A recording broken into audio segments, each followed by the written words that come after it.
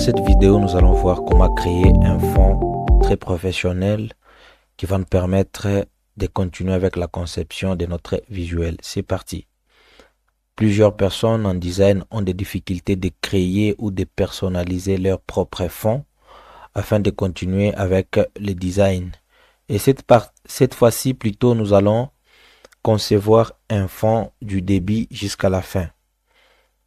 Je vais prendre mes dimensions. Je vais prendre juste les simples dimensions.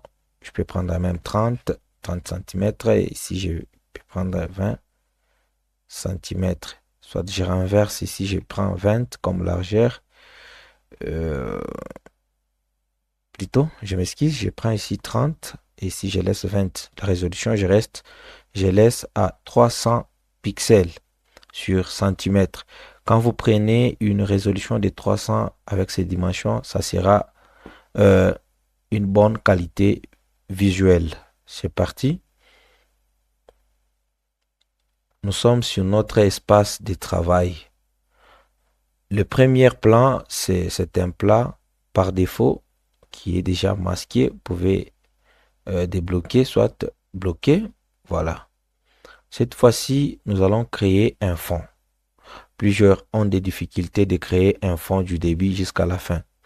Nous allons cliquer sur Fichier pour importer les images que nous avons déjà téléchargées sur notre PC. Cherchons quelques images pour créer au moins un fond. Supposons il s'agit d'un fond qui cadre avec la prière. Ça, c'est un exemple. Avec la prière, dans cette vidéo, je propose cette image. Premièrement, je prends cette image. J'agrandis. L'image est là. C'est ce que plusieurs personnes sont en train de faire en design. Donc, quelqu'un télécharge l'image sur Pinterest, soit sur Google, et puis il vient importer ça en Photoshop pour commencer directement le visuel. Non, c'est l'erreur en design. Alors, nous allons personnaliser ces fonds pour aboutir à un fond qui sera beaucoup plus professionnel. Nous allons encore importer une autre image. Notre image. Voyons voir. On va importer notre image. On va importer notre image. Je prends cette image aussi. Je glisse l'image là-bas. À partir d'ici, nous allons maintenant utiliser l'outil plume. Plutôt, je m'excuse, l'outil gomme. Nous allons utiliser l'outil gomme pour adoucir un peu.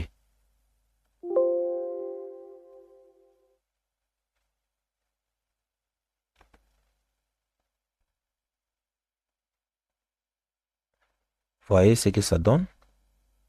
Je suis en train de fusionner ces images. Je suis en train de fusionner ces images. Après ceci, pour que la première image ne puisse pas bouger, je vais aussi bloquer cette image.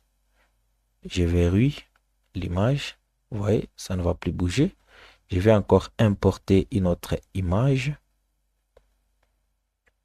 J'importe notre image. Cette fois-ci, je vais prendre l'image d'une Bible. Une Bible qui est déjà ouverte. Je mets là-bas. La Bible peut être ici. Après, j'utilise l'outil gomme. C'est parti.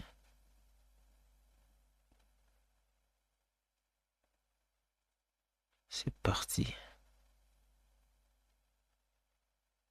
Après ceci, je vais maintenant diminuer un peu l'opacité.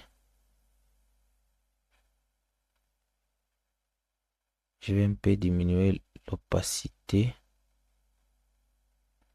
Après ceci, je vais encore verrouiller ces fonds. Vous voyez, je verrouille encore la troisième image. Là, j'ai mon fond. Après, je vais utiliser l'outil rectangle sélection. Je cadre mon espace de travail.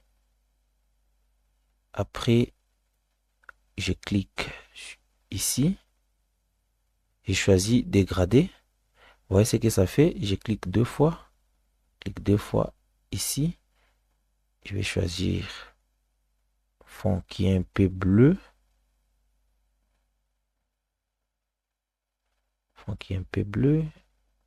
Ici aussi. C'est parti. Après, je vais mettre ici au milieu. Maintenant, l'échelle, je vais un peu agrandir. Je vais un peu agrandir l'échelle.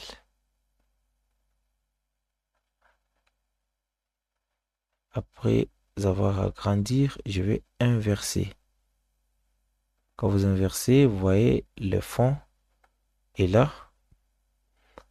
Après ceci, je vais chercher encore une autre image. En fait, l'objectif est de combiner plusieurs images pour trouver un fond qui cadre avec notre événement.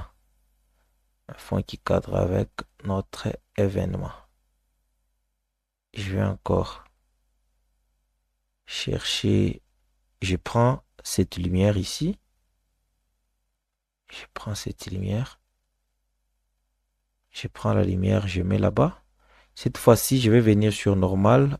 Je vais changer la façon d'afficher. Ça sera la superposition. Une fois sur superposition, vous voyez. Après, je vais diminuer l'opacité. Je vais sur opacité. Je diminue un peu. Après avoir diminué, je vais utiliser l'outil gomme. J'utilise l'outil gomme pour diminuer un peu les traces. Vous voyez ce que ça fait. Je vais aussi verrouiller. Après ceci, vous allez maintenant sélectionner toutes les images ou tous les calques pour, pour créer maintenant un groupe de fonds. Je sélectionne les tout, je clique ici, ça est là, et puis je vais écrire fond. Après avoir fait ceci, c'est parti. Après avoir fait ceci, et puis ces fonds ici, je vais masquer ça. C'est là, ça. Je vais verrouiller, ça ne bouge plus. Et avec ceci, nous pouvons utiliser l'outil test pour écrire par exemple prière et enseignement.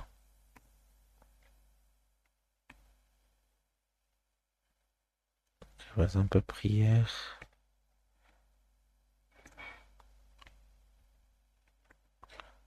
J'écris par exemple prière.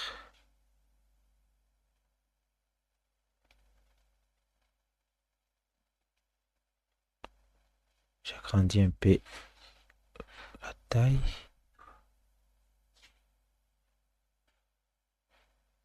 J'agrandis un peu la taille. Ça est là. J'agrandis un peu la taille. Vous voyez? Ça est là. Je duplique ces calques.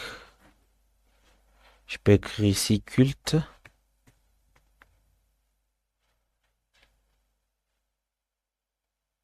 Quand je fais ceci, je peux mettre ceci en couleur bleue. Soit je peux prendre bleu ciel carrément. Si bleu ciel ne donne pas bien, on peut utiliser même la couleur orange. Par exemple, culte.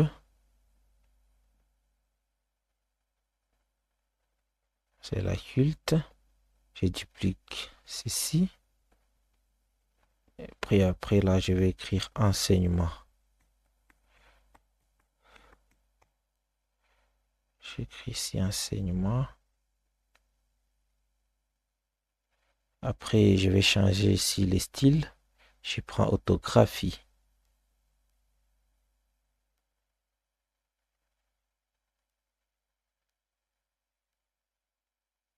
J'écris ici orthographie.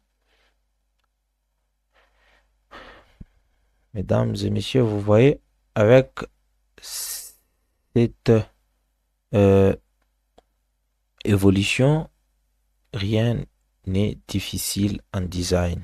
Tout est simple et possible en design.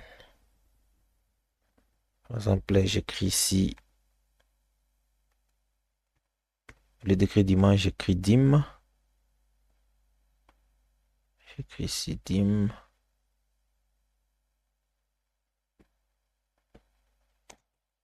Dim 14 février. 14 février. Puis ici en bas, on peut écrire 2026.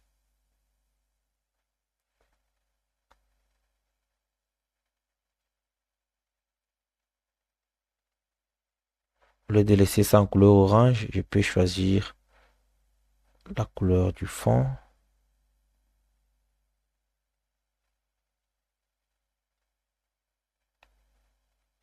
C'était juste un modèle ou illustration montrer à nos abonnés comment créer un fond professionnel en Photoshop du début jusqu'à la fin.